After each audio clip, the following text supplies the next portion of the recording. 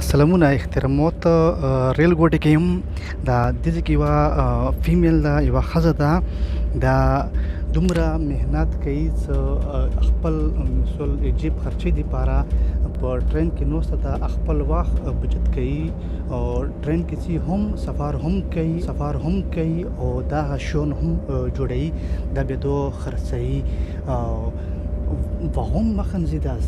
Wieso? Es wird ein Kuscheltier am Ende, also ein Spielzeug. Oder Spielzeug. Rahmen nehmen. Und dann wollen Sie auch das verkaufen? Nee, es ist für meinen Freund.